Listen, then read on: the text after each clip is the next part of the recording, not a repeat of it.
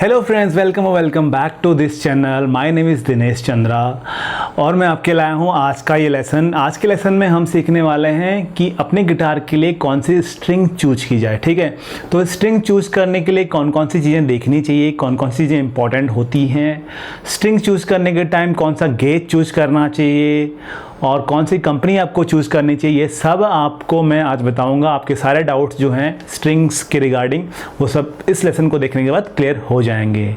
ठीक है फ्रेंड्स, तो सबसे पहले तो मैं आपको बता देना चाहता हूं गाइज कि गिटार का मेंटेनेंस बहुत इंपॉर्टेंट है। अगर गिटार आपका मेंटेन नहीं है तो गिटार को बहुत प्रॉब्लम हो सकती है, वो अच्छा साउंड नहीं करेगा और उसकी लाइफ भी कम हो जाती है। ठीक है, तो गिटार को मेंटेन करना बहुत इंपॉर्टेंट है। गिटार का मेंटेनेंस स्ट्रिंग से बहुत ज़्यादा रिलेटेड है।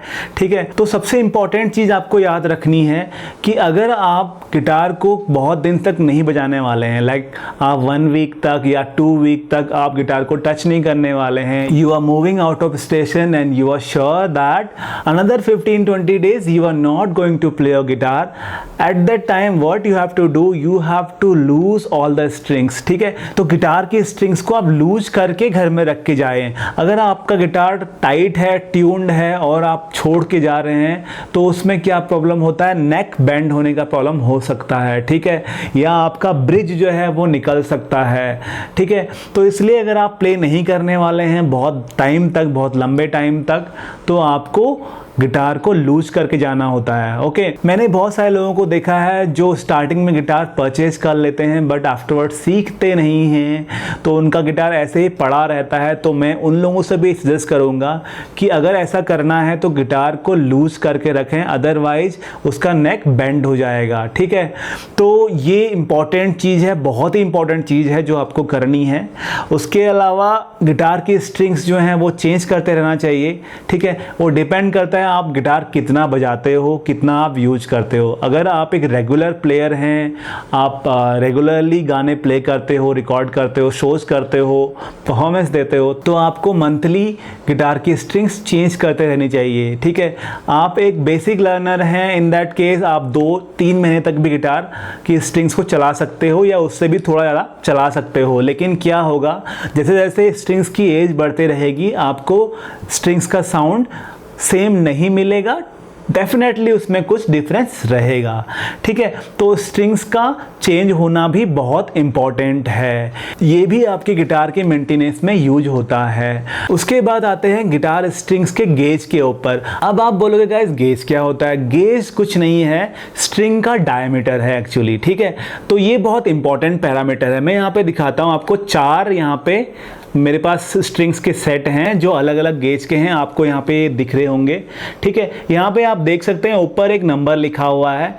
ठीक है, तो ये नंबर क्या है, गेज है इस स्ट्रिंग्स के सेट का। ठीक है, तो हम कंसिडर करते हैं एक सेट। ठीक है, तो इस सेट में क्या लिखा हुआ है, 0.0092 to 0.045। ठीक है, तो इसका मतलब क्या है, जो हमारी फर्स्ट स्ट्रिंग है यानी सबसे पतली स्ट्रिंग है उसका डायमीटर होगा 0.009 और ये होता है इंचेस में। ठीक है, इसकी यूनिट जो होती है इंच होती है। तो सबसे पतली स्ट्रिंग जो है 0.009 इंच की होगी और जो सबसे मोटी स्ट्रिंग होगी यानी कि 6th स्ट्रिंग जो होगी वो होगी 0.045 इंच की। ठीक है, तो बाकी की जो स्ट्रिंग है 2nd, 3rd, 4th and 5th वो उनका डायमीटर जो है इन दोनों के बीच में कहीं पे रहेगा। ठीक है, तो एक और एग्जांपल देते हैं। अब यहाँ पे आप देख सकते हैं ये दूसरा सेट है, इसमें क्या लिखा हुआ है 0.012 to 0.054। ठीक है, तो जो फर्स्ट स्ट्रिंग है उसका डायमीटर है 0.012 इंच एंड जो 6th स्ट्रिंग है उसका डायमीटर है 0.054। ठीक है, तो ये क्या है, इन स्ट्रिंग्स का गेज है। अब इसको हम कैसे डिनोट करते हैं, अगर 0.012 से 0.054 है तो इसको हम बोल देंगे 12 गेज का स्ट्रिंग। ठीक है, अगर 0.009 to 0.045 है तो इसको हम बोलेंगे 9 गेज का स्ट्रिंग। ठीक है, अगर 0.011 to 0.052 है तो इसको हम बोलेंगे 11 गेज का स्ट्रिंग। 0.010 to 0.050 इसको हम बोलेंगे 10 गेज की स्ट्रिंग। ठीक है, तो ये अलग अलग स्ट्रिंग्स हैं, गेज उनका अलग अलग है। ये मैंने यहाँ पे 4 सेट आपको दिखाए हैं। ओके, तो ये गेज क्या है, ये गेज बहुत इंपॉर्टेंट है। अब ये क्यों इंपॉर्टेंट है ये मैं आपको आगे बताऊंगा, लेकिन गिटार मेंटेनेंस में इसका बहुत बड़ा रोल रहता है। तो सबसे पहले हम कंपेयर करते हैं दो स्ट्रिंग्स को, ठीक है। तो दो सेट लेता हूं मैं, 10 गेज का और 11 गेज का, इसको हम कंपेयर करते हैं। ओके, तो इसके बैक साइड में सारी स्ट्रिंग्स का डायमीटर लिखा होता है, आपको यहाँ पे दिख जाएगा। तो यहाँ पे आप कंपैरिजन में देख सकते हो, पहली स्ट्रिंग 10 गेज में 10 की है, 11 में 11 की है, इस टाइप से 14, 15, 22, 24, 30, 32, 40, 42, 50 एंड 52, ठीक है। तो आपने देखा सारी स्ट्रिंग्स जो हैं अलग अलग हैं दोनों सेट्स में, ठीक है। अब इसका रोल क्या है, ठीक है।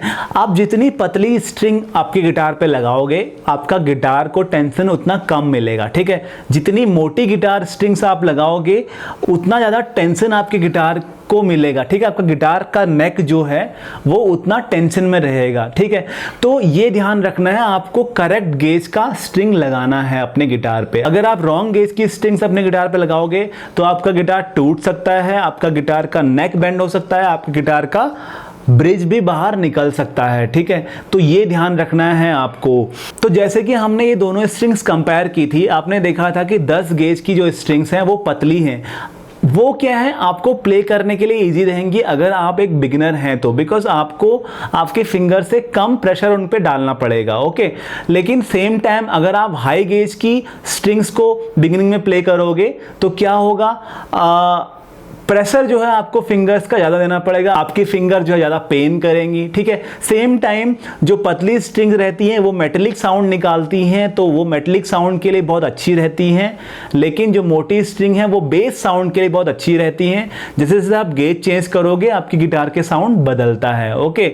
तो अब चलते हैं और देखते हैं कि डिफरेंट गेज के जो मैंने स्ट्रिंग्स आपको दिखाया उनका यूज क्या है, ठीक है। तो आप सिंपल तरीके से एक चीज़ देख लीजिए, अगर आपका गिटार बहुत सस्ता गिटार है जिसमें कि ट्रस रॉड नहीं है, ट्रस रॉड क्या है अगर आपको पता नहीं है तो नेक के अंदर एक रॉड रहती है, मेटलिक रॉड, उसको हम ट्रस रॉड बोलते हैं, ठीक है।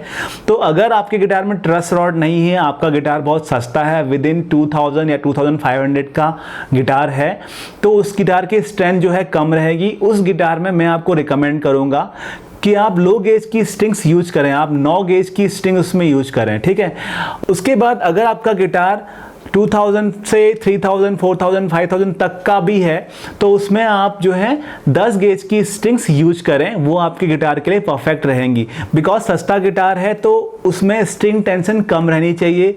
अगर आप ब्रांडेड गिटार में जाओगे तो आप स्ट्रिंग टेंशन को बढ़ा सकते हो, उसमें कुछ प्रॉब्लम नहीं है, ठीक है। आपका गिटार अगर 5000 से ऊपर का है, 7000 तक है, तो आप उसमें 11 गेज की स्ट्रिंग्स यूज कर सकते हो, ठीक है। उसके अलावा अगर आपका गिटार 7000 से ऊपर प्राइस का है, 10,000, 15,000, 20,000 तक का गिटार है, तो उसमें आप 12 गेज की स्ट्रिंग्स यूज कर सकते हो, ठीक है। तो क्या होगा, अगर आपका गिटार ब्रांडेड है तो उसकी बिल्ड क्वालिटी अच्छी रहेगी, तो वो मोटी स्ट्रिंग्स को भी आराम से हैंडल कर लेगा। सेम टाइम आपका गिटार सस्ता है, आपने उसमें मोटी स्ट्रिंग डाल दी, हाई गेज की स्ट्रिंग डाल दी, तो आपका गिटार पक्का डेफिनेटली टूट जाएगा, ठीक है गाइस। तो ये मिस्टेक नहीं करनी है, आपके गिटार के लिए आप परफेक्ट जो सूट करता है वही स्ट्रिंग आप परचेज करें। अब बात करते हैं कि कौन सी कंपनी की स्ट्रिंग्स ली जाएं, ठीक है। तो गाइस ये टोटली आपके बजट के ऊपर डिपेंड करता है, आपका बजट कितना है उसके हिसाब से आप गिटार स्ट्रिंग्स ले सकते हैं।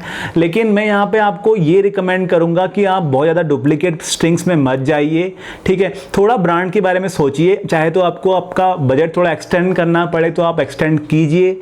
बिकॉज अगर आप एक लो क्वालिटी डुप्लीकेट टाइप की स्ट्रिंग्स यूज करोगे तो आपको गिटार का साउंड प्रॉपर नहीं आएगा, बिकॉज उनका गेज जो होता है प्रॉपर नहीं होता है, वो गेज मेंटेन करके नहीं रखते हैं, ठीक है।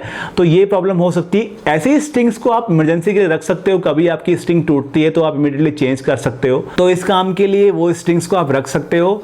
तो अगर ब्रांड की बात करें तो डी एडारियो मुझे एक बेस्ट ब्रांड लगता है, बिकॉज इसमें आपको बहुत सारे ऑप्शंस मिल जाते हैं। डी एडारियो में आपको 300 to 350 के बीच में बेसिक स्ट्रिंग्स मिल जाती हैं, ठीक है। तो वो भी अच्छी क्वालिटी की रहती हैं, बेसिक हैं तो बहुत बेकार क्वालिटी होगी ऐसा नहीं है। डी एडारियो बहुत अच्छा मेंटेन करके रखता है अपनी क्वालिटी को, बहुत अच्छी स्ट्रिंग्स रहती हैं। इसमें आपको और भी ऑप्शंस मिल जाते हैं, प्रीमियम स्ट्रिंग्स भी आपको मिल जाते हैं। यहाँ पे आप देख सकते हैं कि जो 4 स्ट्रिंग मैंने आपको दिखाई थी उनका सीरीज EZ सीरीज था, तो ये सारी ब्रॉन्ज की बनी होती हैं, ब्रॉन्ज स्ट्रिंग्स हैं। इसके अलावा EJ सीरीज की स्ट्रिंग्स भी आप यूज कर सकते हो, ये बहुत अच्छी स्ट्रिंग मानी जाती है। इसका प्राइस नॉर्मली 600 to 700 के बीच रहता है। बहुत अच्छी स्ट्रिंग है, प्रीमियम स्ट्रिंग है, इनको भी आप यूज कर सकते हो और इसमें भी डिफरेंट गेजेस आपको अवेलेबल रहते हैं। आप अपने गिटार के हिसाब से गेज चूज कर सकते हो। और आपको अगर ब्रांडेड जाना है तो एलिक्सर ब्रांड अच्छा रहता है। स्लिंकी ब्रांड बहुत फेमस है, आप चाहे तो ट्राई कर सकते हो, बट वो स्ट्रिंग बहुत कॉस्टली हैं। तो अगर आपको नॉमिनल बजट में अच्छी स्ट्रिंग चाहिए तो डी एडारियो इज बेस्ट। उसके अलावा सस्ती स्ट्रिंग अगर आपको चाहिए तो एलाइस आप चूज कर सकते हो, कीडेंस चूज कर सकते हो, बट डी एडारियो से कंपेयर करेंगे तो उतनी अच्छी स्ट्रिंग ये नहीं मानी जाती है। बाकी आपकी चॉइस है, आप कौन सा स्ट्रिंग आपके बजट के हिसाब से ले सकते हो। मैं आपको रिकमेंड करूंगा कि डी एडारियो ट्राई करें। डी एडारियो को एक बार आप प्ले करके देखेंगे तो आपको रियली फीलिंग पता चलेगी, डिफरेंस पता चलेगा। Then you can continue with D'Addario और you can jump to any other strings also. D'Addario आपको और भी ऑप्शंस देता है। EXP सीरीज के स्ट्रिंग्स जो है और अच्छे माने जाते हैं, आप चाहे तो ट्राई कर सकते हो, बट दे आर कॉस्टली। ठीक है फ्रेंड्स, तो ये तो था स्ट्रिंग्स कैसे चूज करें आपके गिटार के लिए, ये आपने इस लेसन में सीखा। और गिटार को कैसे मेंटेन करना है ये भी आपने सीखा इस लेसन में। आई होप आपको ये लेसन पसंद आया होगा। अगर पसंद आया है तो प्लीज़ लाइक कीजिए, कमेंट करके मुझे बताइए। कुछ डाउट है तो आप मुझे वो लिख के भेज सकते हैं, मैं आपके डाउट्स क्लियर करने का ट्राई करूँगा। अगर आप इस चैनल पे नए हैं तो प्लीज़ सब्सक्राइब दिस चैनल। हम मिलते हैं नेक्स्ट लेसन में, तब तक आप प्रैक्टिस करते रहिए। Bye bye, all the best, see you.